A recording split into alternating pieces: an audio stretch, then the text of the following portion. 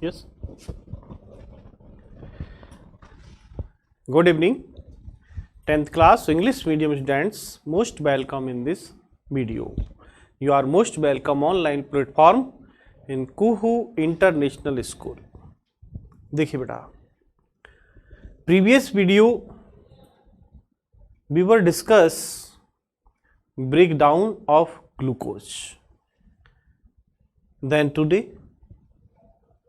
we will discuss human respiratory system with labeling diagram. देखिए बेटा, आज आपसे मैं बात करूंगा मानव श्वसन तंत्र, ह्यूमन रेस्पिरेटरी सिस्टम।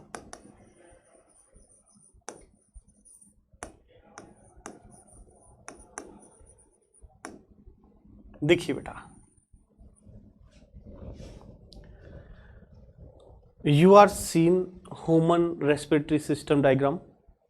आप देख रहे हैं मानव श्वसन तंत्र का चित्र। ठीक है, ये ड्राइंग जो पूरा कंप्यूटर डायग्राम है, इस डायग्राम में आप एक एक जो ऑर्गन्स है उसको मैं आपके सामने आपको बताऊंगा, और यही डायग्राम आपको मैं बाई हैंड आपको करके दिखाऊंगा। जितना आपको मैं इससे समझा पाता हूं उसको आप समझना, किस प्रकार आपको समझ पाते हैं। ह्यूमन रेस्पिरेटरी सिस्टम आपने जैसे पढ़ा है डाइजेशन, डाइजेशन के भी वेरियस पार्ट होते हैं, इस प्रकार रेस्पिरेटरी सिस्टम के भी वेरियस पार्ट होते हैं, डिफरेंट पार्ट। इसमें बात करूं मैं सबसे पहले तो देखें आप, initial part of respiratory system is nasal passage या नोज। ठीक है, initial part of respiratory system is called nose. Nose divide by septum two nostril, यानी हमारी जो नाक है वो सेप्टम के द्वारा दो छिद्रों में खुलती है। इन छिद्रों को कहते हैं नॉस्ट्रिल। अंदर का जो इनर पार्ट है यहां पर पाई जाती है नोजल कैविटी। नोजल कैविटी के अंदर म्यूसिलेज ग्लैंड्स है, तो म्यूसिलेज ग्लैंड के द्वारा म्यूसिलेज सेक्रेट होता है, और म्यूसिलेज यानी नाक को अंदर इस तरह से मॉइस्चर नम बनाए रखता है। एंड म्यूसिलेज होता है, म्यूसिलेज कैसा है, स्मूथ ही मटेरियल होता है जो नोजल कैविटी को स्मूथ बनाए रखता है। ठीक है, देन सेकेंड पार्ट जो है क्या है, माउथ कैविटी या माउथ।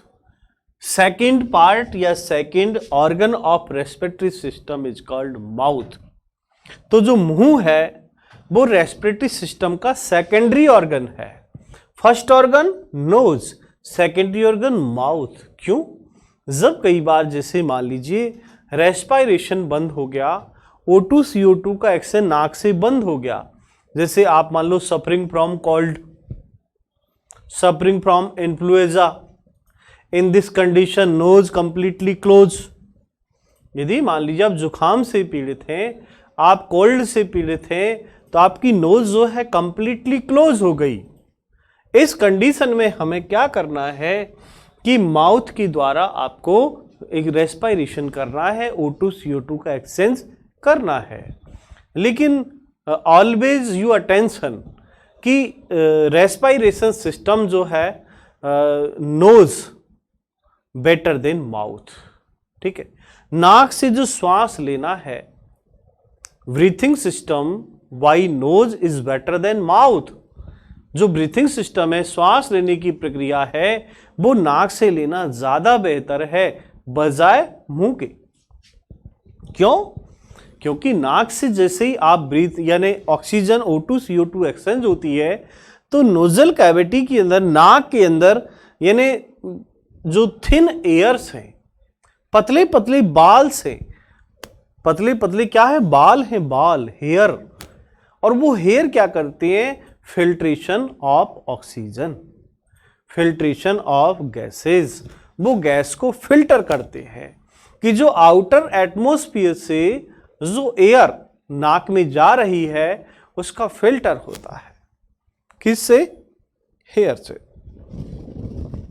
Nozzle cavity. लेकिन यदि जो ऑक्सीजन माउथ से जाती है उसका फिल्टर नहीं हो पाता और उस एयर के साथ, ब्रीथ के साथ, यानी dust particles, bacteria and other pathogens भी वो भी इंटर हो जाते हैं। वो सब इन्फेक्शन का एक तरह से खतरा होता है। देन तो फर्स्ट पार्ट क्या है इसका? Nose. Then second part mouth cavity. Mouth cavity के बाद आप देखें ये जो दोनों पार्ट है कॉमन पार्ट, वो कहाँ खुलते हैं? फेरिंग्स में। ये फेरिंग्स पार्ट है नंबर थर्ड। और ये फेरिंग्स पार्ट देखो, जो ये पार्ट है फेरिंग्स, इस फेरिंग्स पार्ट में nasal cavity, mouth and trachea तीनों कनेक्ट होते हैं यहां पर फेरिंग्स के अंदर। तो pharynx is common part of mouth and nose. ये जो फेरिंग्स है ये कॉमन पार्ट है माउथ के लिए भी और नोज के लिए भी। क्यों?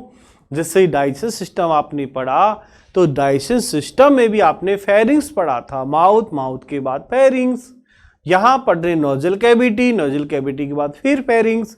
इसका मतलब pharynx is common passage, pharynx is common part of digestion and respiratory system. की जो ग्रसनी है, फेरिंग्स है, वो डाइजेशन का, रेस्पिरेशन का कॉमन पार्ट है।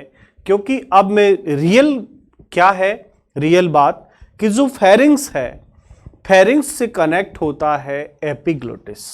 और एपिग्लोटिस जिसे आप कहते हैं एक तरह से घाटी ढक्कन, एक बाल्ब है। ये जो फूड पाइप है, फूड पाइप को क्लोज रखता है ताकि रेस्पिरेशन कंप्लीटली चलता रहे। ठीक है। लेकिन जब आप एक तरह से डाइजेशन प्रोसेस में होते हैं, फूड इनटेक करते हैं, भोजन आप करते हैं, तो उस भोजन को यानी mouth cavity to stomach by oesophagus, ठीक है, जो फूड जो वाइट है, वाइट जो आपने खाया है, उस वाइट को माउथ कैविटी से स्टोमक तक जाने के लिए इसोफेगस को पार करना होगा। इसोफेगस का जो प्रारंभिक पॉइंट है, इनिशियल पॉइंट, वहां एपिग्लोटिस है, ग्रसनी फेरिंग्स से कनेक्ट हुआ। तो ये जैसे ही आप भोजन निकलते हैं, बाइट को आप इंटर करते हैं, तो वो एयर पाइप को बंद करेगा, बाइंड पाइप को बंद करेगा ट्रेकिया को, तब आप उस भोजन को निगल पाएंगे। तो ये जो फेरिंग्स है ये कॉमन पार्ट है, ये ध्यान रखना। कई बार पूछ लिया जाता है कि फेरिंग्स के बारे में आप क्या जानते हैं, what do you mean pharynx? तो pharynx is common part of respiration and digestion system. जब आप भोजन यानी फूड इनटेक करते हैं, एंट्री होती है फूड की बॉडी के अंदर या एलिमेंट्री कैनाल के अंदर, तो food intake time close bind pipe and always food pipe close by epiglottis. Only भोजन निगलते समय ये बाइंड पाइप को बंद करता है, श्वास नली को बंद करता है और फूड पाइप को खोल देता है। बाकी हमेशा फूड पाइप बंद रहता है और एयर पाइप खुला रहता है। ठीक है, चलिए नेक्स्ट। फेरिंग्स के बाद फेरिंग्स के नीचे का जो अंग है वो कहलाता है ट्रेकिया। ट्रेकिया लैरिंग्स क्या कहलाता है? लैरिंग्स। और लैरिंग्स को कहते हैं श्वसन अंग या श्वसन तंत्र, वो स्वर तंत्र, कंठ कहते हैं इसको, हिंदी में क्या कहते हैं? कंठ। इसमें वोकल कार्ड जुड़ा हुआ है, जिससे आवाज उत्पन्न होती है। वो आवाज कहां? लैरिंग्स से कनेक्ट है, लैरिंग्स, कंठ जुड़ा हुआ है। इस जगह आप देखें कंठ वाले पार्ट पर फेरिंग्स कनेक्ट है इससे। एक पार्ट इसका फेरिंग्स से जुड़ा है, दूसरा पार्ट इसका ट्रेकिया से जुड़ा है। तो इसका काम क्या करना है कि जो फेरिंग्स के द्वारा ऑक्सीजन आ रही है उसको बाई ट्रेकिया, वो बाई लैरिंग्स से कहां ले जाना? ट्रेकिया में। तो लैरिंग्स का श्वास नली में कोई ज्यादा रोल नहीं है। मेन इसका वोकल कार्ड या एक तरह से साउंड प्रोड्यूस करने के इसका ज़्यादा रोल है। तो यहाँ से जो ऑक्सीजन है फेरिंग से वो लैरिंक्स को पार करके ट्रेकिया में आ जाती है। ये जो नली है ये ट्रेकिया है, ये वाली, ठीक है, ये ट्रेकिया, ठीक है। ट्रेकिया को कहते हैं श्वास नली। क्या है ये? Breath tube, respiratory tube. तो यहां से आप कहां गए? अब ट्रेकिया में। ट्रेकिया के अंदर देखें आप, C shape cartilage made by cartilage. ये सी शेप क्या है? रिंग है। इस ट्रेकिया के अंदर सी शेप रिंग है जो एक तरह से इसको प्रोटेक्ट, जो आउटर प्रोटेक्ट है वो इसको देता है, एक तरह से सुरक्षा करता है। सी शेप जो रिंग है made by cartilage to protect outer calamity. कोई भी बाहरी जो आघात होती है, बाहरी चोट होती है, उससे एक तरह से सेफ्टी प्रोटेक्ट करता है। तो ट्रेकिया ये जो एक ट्यूब लाइक स्ट्रक्चर है। अब ये trachea divided into two part. Trachea divided into two parts, bronchioles, bronchi. तो ये जो ट्रेकिया है अब ये दो पार्ट में डिवाइड हो जाती है लंग्स में इंटर करते समय, और इसको कहते हैं ब्रोंकाई। क्या कहते हैं? ब्रोंकाई। ब्रोंकाई मीन्स हिंदी में कहते हैं इसको श्वसनी। तो यहां पर ट्रेकिया कितनी है? 1, लेकिन ब्रोंकाई कितनी हो गई? 2। एक लेफ्ट लंग्स में, दूसरी राइट लंग्स में।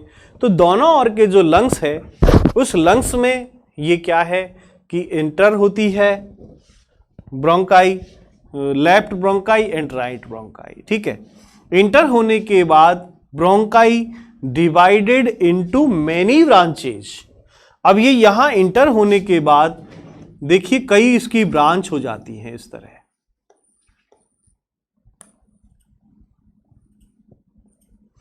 कई ब्रांचों में ये डिवाइड हो जाती है। ये कंप्यूटर डायग्राम है, मैं हाथ से बना के समझाऊंगा आपको। ये देखिए इस तरह इसके अंदर ये डिवाइड हो जाती है। जैसे ये डायग्राम आपको ये दिख रहा है। यदि आप इसको देख पा रहे हैं, ये जो लंग्स है, लंग्स के भीतर टोटल पार्ट ऐसा है, ठीक है। लंग्स के अंदर देखो ये जो जा रही है ये क्या है? ये ब्रोंकाई है। लेकिन bronchi divided into many branches, 1 2 3 4 5। इस तरह जो ब्रोंकाई है अंदर जाकर डिवाइड हो जाती है ब्रांचेज में। It's branches is called bronchioles. In bronchi की जो ब्रांच है उन ब्रांच को क्या कहते हैं? ब्रोंकियोल्स कहते हैं। और ब्रोंकियोल्स का जो एंड पॉइंट है ये बैलून लाइक स्ट्रक्चर बना लेता है। ये जो बैलून लाइक स्ट्रक्चर है इसे कहते हैं एल्वोली। तो मैं कहूंगा कि लास्ट पार्ट या and part of bronchioles is called alveoli. अब एल्वोली कितनी है लंग्स के अंदर? तो यदि हम कहें मेजर अमाउंट, बहुत सारी संख्या में, major amount present alveoli in lungs. Lungs के अंदर ये जो एल्वोली है ये बहुत अधिक संख्या में होती है, ठीक है। अब इनके मैं फंक्शन की बारे में बात करूंगा। तो देखिए यहां ये डिवाइड होने के बाद ये ब्रोंची और ब्रोंकाई जो डिवाइडेड हो गई ब्रोंकेल्स में, ठीक है। ब्रोंकेल्स का जो लास्ट पार्ट है वो कहलाता है एक तरह से एल्वोलियर सैक। एल्वोली या एल्वोल सैक, इसको एल्वोली कहते हैं, ठीक है।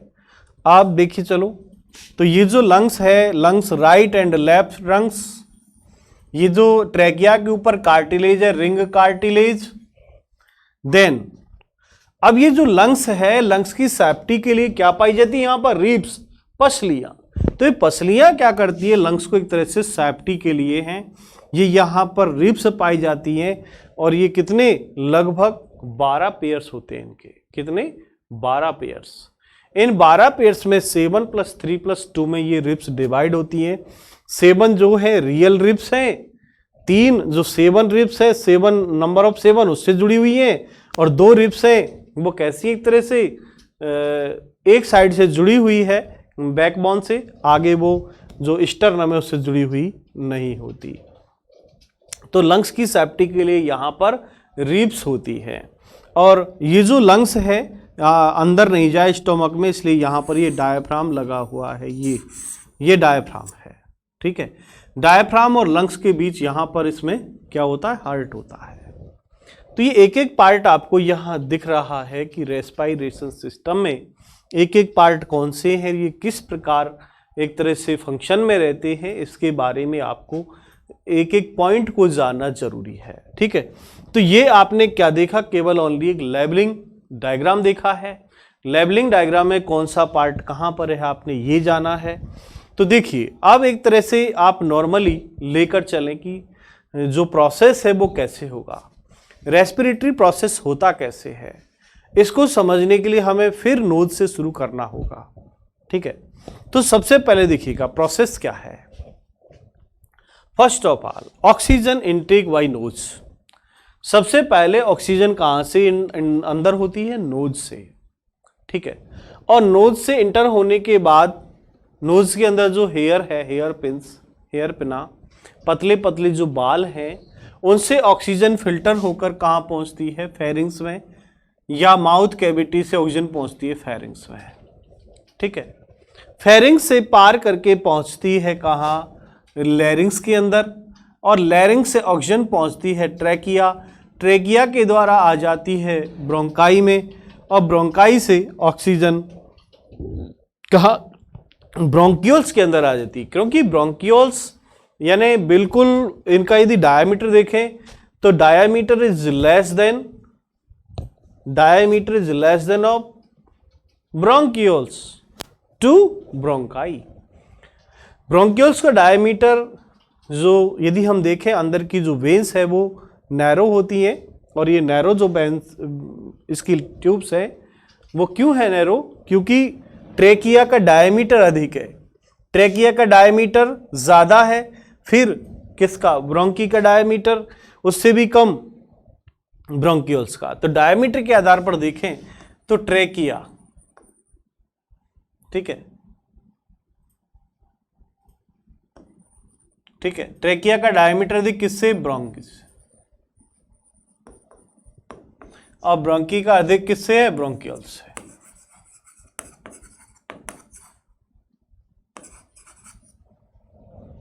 ठीक है, अब देखिए आप, तो ऑक्सीजन जो है नोज से फेरिंग्स टू ट्रैकिया, और ट्रैकिया से trachea divided into two part, bronchi, left and right lungs, और यहाँ से ऑक्सीजन देखो लंग्स में इंटर हो जाती है। लंग्स में इंटर होने के बाद ये जो ब्रोंकियल्स के पार्ट है इनमें चल जाती है, और इनके जो लास्ट पॉइंट जिसको एल्वोली कहते हैं, तो जैसे ही ऑक्सीजन यहाँ आती है एक तरह से बैलून की तरह, गुब्बारे की तरह ये फूल जाती हैं ऐसे। अब ये जो थोरेसिक पार्ट जो उठा है ऊपर, पसलियां ऊपर उठ जाती है, तो थोरेसिक पार्ट का वॉल्यूम बढ़ा, क्यों, क्योंकि जो ऑक्सीजन है ये ऑक्सीजन कहां पहुंच गई, एल्वोली में। जो ऑक्सीजन आप नाक से खींच रहे हैं, दोबारा लीजिए, ये ऑक्सीजन आपने नाक के द्वारा ली, और नाक से देखो आप, नाक से सिस्टम, नाक यानी nasal cavity to pharynx to larynx to trachea divided into two parts, right and left lungs. ठीक है, तो ऑक्सीजन कहां पहुंच गई, लेफ्ट एंड राइट लंग्स में। इन जो ट्रैकिया डिवाइडेड हुई इसको क्या कहेंगे, ब्रोंकाई। क्या कहेंगे, bronchi divided into many branches is called bronchioles. अब ये ब्रोंकी जो है ये डिवाइड हो गई कई पार्ट में, इन पार्टों को कहेंगे ब्रोंकियल्स। ब्रोंकियल्स का जो लास्ट पार्ट है वो बैलून लाइक होता है, जिसे क्या कहेंगे, एल्वोली। क्या कहेंगे, एल्वोली।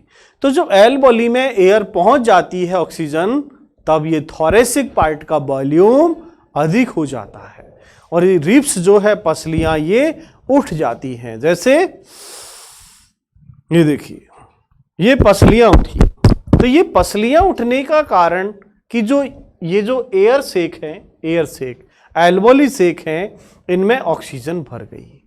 ऑक्सीजन भरने से पूरा थोरेसिक पार्ट उठ जाता है, पसलियां उठ जाती है और यहाँ का वॉल्यूम अधिक हो जाता है। इस दौरान जो डायफ्राम है, डायफ्राम जब फेफड़े बढ़ते हैं डायफ्राम यूं हो जाता है, और जब CO2 बाहर जाएगी वापस ऐसे हो जाएगा। फिर आपने श्वास जैसे खींचोगे, ये डायफ्राम ऐसे हो गया, फेफड़ों की साइज बढ़ गई। ये डायफ्राम यहाँ है, बाहर नहीं है, ये तो हाथ है मेरे, मैं बता रहा हूं कि डायफ्राम ऐसे है, यहां पर डायफ्राम है, ठीक है। जब फेफड़े फूलते हैं डायफ्राम झुक जाता है, जब CO2 बाहर जाती है वापस उठ जाता है। तो इन फेफड़ों का जो साइज है ये छोटा बड़ा होता रहता है। ये निर्भर करता किस पर पड़ता है, ये रेस्पिरेटरी सिस्टम पर करता है। ऑक्सीजन अंदर खींची आपने तो इसका जो वॉल्यूम है, लंग्स का वॉल्यूम बढ़ जाता है, ठीक है। और जैसे ही CO2 बाहर आती है इसका वॉल्यूम है वो कम हो जाता है। तो ये जो प्रोसेस है वो कंटिन्यू चलता रहता है। इसे कहते हैं हम एक तरह से रेस्पिरेटरी प्रोसेस, श्वसन की प्रक्रिया। तो इस प्रक्रिया को समझने के लिए आपको कंप्लीट डायग्राम की स्टडी करनी होगी। और यहां जो लंग्स, अब देखो यहां लंग्स को हम नहीं देख पा रहे ज्यादा, क्यों? क्योंकि ये जो रिब्स, ये तो अंश मेखला का पार्ट है, कंधे की हड्डी है ये तो, लेकिन ये रिब्स है। क्या है ये? रिब्स है। 1 2 3 4 5 6 7, ठीक है। और ये इससे जुड़ी हुई प्लापी है, ठीक है। तो रिब्स क्या है? ये लंग्स के ऊपर हैं और लंग्स को एक तरह से प्रोटेक्शन में रहती हैं और इसको सुरक्षा एक तरह से प्रदान करती है। तो इस तरह हमारी बॉडी के अंदर रेस्पिरेटरी सिस्टम काम करता है। ये आपने डायग्राम के द्वारा समझा। यहाँ पर इसको, ये जो लंग्स के अंदर का पार्ट है वो एक तरह से ये पार्ट है। जैसे ये जो लंग्स है, जैसे ही आप यहाँ से ये इस तरह ये डिवाइड हो गया 2 पार्ट में, तो अंदर जाकर ये इस तरह ब्रांचेज हो जाती हैं, इस तरह।